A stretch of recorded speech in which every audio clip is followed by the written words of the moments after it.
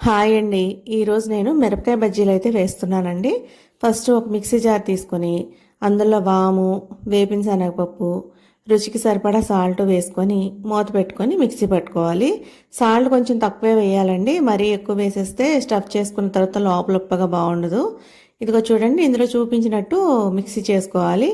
మరి మెత్తగా కూడా చేసుకోని అవసరం లేదండి, కొంచెం పలుకుంటేనే బాగుంటుంది. తర్వాత దానిలో నిమ్మరసం అయితే పిండుకోవాలి. కొంతమంది అయితే చింతపండు కూడా వేస్తారండి, నేనైతే నిమ్మరసం వేస్తా. చింతపండు గుజ్జు పిసికి అంత టైం ఉండదని చెప్పి. దీనిలో ఒక గింజ పడిందండి, ఆ గింజనైతే తీసేసి ఇట్లా కలిపి అయితే పక్కన పెట్టుకున్నాను. ఈలోగా ఉప్పు వేసి పచ్చిమిరపకాయలు నీళ్ళల్లో అయితే నానబెట్టానండి. నానబెట్టిన పచ్చిమిరపకాయల్ని ఇట్లా అయితే ఒక ప్లేట్లో అయితే వేసేసుకున్నానండి, బాగా కడిగి. ఇవి తోలు కొంచెం మందంగా ఉంటాయండి. మా మంట అయితే లేవండి, అసలు కొంచెం మంట కూడా లేవు. నేను ఈ సైజ్ చూసి బాగా మంట ఉంటాయేమో అనుకున్నాను, కానీ మంట లేవు.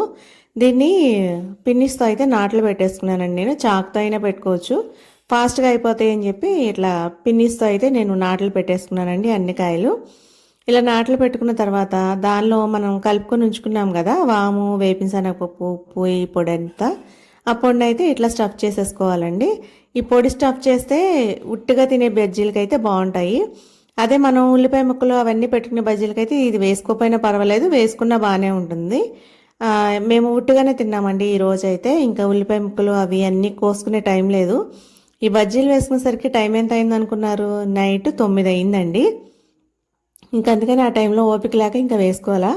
బజ్జీలు వేసుకోవడానికి టైం ఏముంటుంది, మిరపకాయలు ఉంటే చాలు అని అనుకుంటే అలా వేసుకున్నాం మేమైతే. మా ఇంట్లో బజ్జీలు అంటే మా అమ్మాయికి నాకు చాలా ఇష్టం అండి. అందుకని చెప్పి ఆ రోజు మార్కెట్కి వెళ్ళినప్పుడు తెచ్చుకున్నాం మిరపకాయలు. సరే కావాలని మా అమ్మాయి అడిగింది, నాకు తినాలనిపించింది అని చెప్పి అప్పటికప్పుడు ఇంకా డిన్నర్ స్కిప్ చేసేసి ఇట్లా బజ్జీలు అయితే వేసేసుకున్నాము. అవన్నీ స్టఫ్ చేసి పక్కన పెట్టుకున్న తర్వాత ఒక గిన్నె తీసుకొని జల్లించి పెట్టుకున్నానండి శనగపిండి. బియ్యపిండి కూడా ఆడించి జల్లించి స్టోర్ చేసుకున్నాను. శనగపిండి, బియ్యపిండి, రుచికి సరిపడా ఉప్పు, కొద్దిగా సోడా ఉప్పు అండి, మరీ చిటికెడు కాదు, కొంచెం వేసాను. మిరపకాయ బజ్జీలకి సోడా ఉప్పు కొంచెం ఎక్కువే పడుతుందండి. అవన్నీ వేసుకుని కలుపుకున్న తర్వాత ఆ పిండిలో వాటర్ వేసుకొని కొద్ది కొద్దిగా వాటర్ వేసుకుంటే ఇలా కలుపుకోవాలి. ఒకసారి వాటర్ వేసేస్తే మళ్ళీ లూజ్ అయిపోతుందండి, కలపడం అది బాగా కుదరదు. కొద్ది కొద్దిగా వేసుకుంటూనే కలుపుకోవాలి. పిండి ఉండలు లేకుండా ఎంత స్మూత్గా కలుపుకుంటే బజ్జీలు అయితే అంత బాగా వస్తాయండి. ఇదిగో చూడండి, ఇందులో చూస్తూ ఉంటే తెలుస్తుంది మీకు. అదిగో పిండి స్మూత్గా అసలు ఎంత బాగా వచ్చిందోనండి కలపడం అయితే. ఇట్లా కలుపుకోవాలి నీట్గా. కొంతమంది గ్లాస్లో వేసి కూడా వేసుకుంటారండి బజ్జీ. నాకు ఇంకా గిన్నెలో ఉంచి ఎలా ఉంటే అలాగే అలవాటు, ఇంకా అలాగే వేసేసుకున్నాను నేను. మనకి డీప్ ఫ్రైకి సరిపడా ఆయిల్ అయితే పెట్టుకోవాలండి. ఆయిల్ మరీ బాగా ఎక్కువ హీట్ అయిపోకూడదు, మీడియం హీట్లో ఉన్నప్పుడే బజ్జీలు అయితే వేసుకోవాలి. ఇదిగో చూడండి, ఇందులో చూపిస్తున్నట్టు బజ్జీని మొత్తం ఉంచిన తర్వాత గిన్నెని ఒక పక్కగా ఇలా లాగి బజ్జీ అయితే వేసుకోవాలండి. ఇట్లా వేస్తే బజ్జీ బయటికి మిరపకాయ ఉండి బాగా వేగుతుందండి. మనం స్టఫ్ చేసిన దగ్గర పైకి ఉండేలాగా మనం లాగేది అడుక్కుండేలాగా అయితే వేసుకోవాలి. ఈ ఉడుకుతుంది కదా బయటికి కనిపించే మిరపకాయ, అప్పుడు బాగా టేస్ట్గా ఉంటుంది. ఇవి మందంగా ఉంటాయి కదా, మందం దగ్గర ఉడకపోతే బాగుండవు. మనం బయట కొనుక్కున్న బజ్జీ కూడా ఇట్లాగే బయట కనిపిస్తూ ఉంటుంది కదా మిరపకాయలు బయటకుండి, అవి అయితే బాగుంటాయండి తినడానికి. ఇంకా నేను అట్లాగే వేసుకుంటాను. ఈ బజ్జీ ఒక పక్కకి టర్న్ చేసుకోవాలండి వేసుకోవడం అయిన తర్వాత. ఇలా మనకి ఎన్ని కావాలితే అన్నీ అట్లా వేసుకోవడమేనండి. ఇది బాగా వేగిపోని అవసరం లేదు, సగం వేగిన తర్వాత తీసేసి ఇంకొకసారి అయితే వేయించుతానండి నేను. ఇదిగో చూడండి, ఈ కలర్ వచ్చిన తర్వాత ఇంకా తీసేసుకోవచ్చండి. రెండు పక్కల కొద్దిగా వేగిన తర్వాత ఇవి తీసేసిన తర్వాత ఇంకొకసారి వేయించాలని చెప్పాను కదా, అలా వేయించుకుంటే బజ్జీ క్రిస్పీగా తినడానికైతే భలే రుచిగా ఉంటాయండి. ఇవి తీసిన తర్వాత నేను మళ్ళీ ఇంకొక వాయి కూడా అయితే వేసేసానండి ఇంకొకసారి.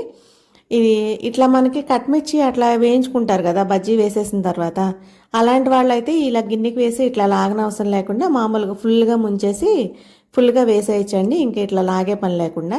ఉట్టి బజ్జీలు తినే వాళ్ళు అయితే ఇట్లా వేసుకుంటేనే కాయ ఉడికి టేస్ట్గా ఉంటుంది.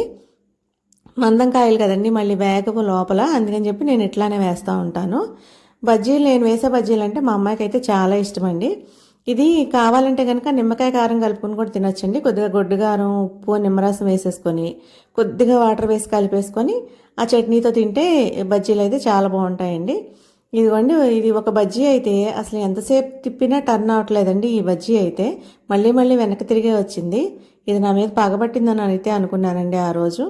ఇదిగోండి ఇట్లా ఒకసారి వేసేసి తీసేసిన తర్వాత ఇంకా మళ్ళీ రెండోసారి కూడా వేసుకొని వేయించుకోవాలండి. ఇవి పెద్ద పెద్దగా ఉన్నాయి కదా, ఆయిల్లో పడితే ఎక్కడ మీద పడతాయో, మీద నూనె పడుతుందో అని చాలా జాగ్రత్తగా అయితే వేసి తీసానండి నేను.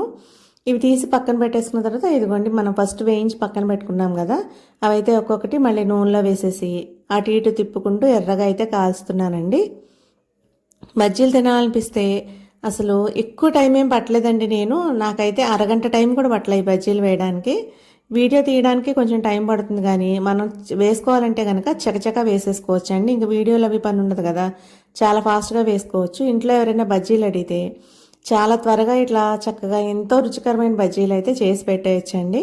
అంటే అస్తమానం మనం బయట తినము అని అలా ఏం చెప్పనవసరం లేదు. ఎప్పుడైనా కావాలంటే బయట కూడా తెచ్చుకొని తినొచ్చు. కానీ ఇలా అందరూ ఇంట్లో తినాలి అనుకున్నప్పుడు చక్కగా చేసుకుని అయితే ఇంట్లో ఇట్లా తినేయచ్చండి. ఇదిగో చూడండి బజ్జీలు చక్కగా ఎర్రగా వేగిపోయాయి. ఇలా వేగిన తర్వాత ఇంకా బజ్జీలు తీసేసుకోవచ్చండి. ఇంకా ఇవైతే తినడానికి క్రిస్పీగా అసలు ఎంత బాగున్నాయండి. నేను అసలు బజ్జీలు అంటే ఎంత ఇష్టంగా తింటాను, అరడజన్ బజ్జీలనే తింటాను. అలాంటిది ఇవి 3 బజ్జీలు తినేసరికి ఇంకా అసలు ఎక్కువైపోయిందండి. ఇంకా తినలేను అనిపించేసింది. పెద్దగా ఉన్నాయి కదా. ఇవిగో చూడండి బజ్జీలు భలే ఉన్నాయి. మీకు ఈ వీడియో నచ్చితే కనుక లైక్ చేసి, షేర్ చేసి, సబ్స్క్రైబ్ చేసుకోండి ప్లీజ్.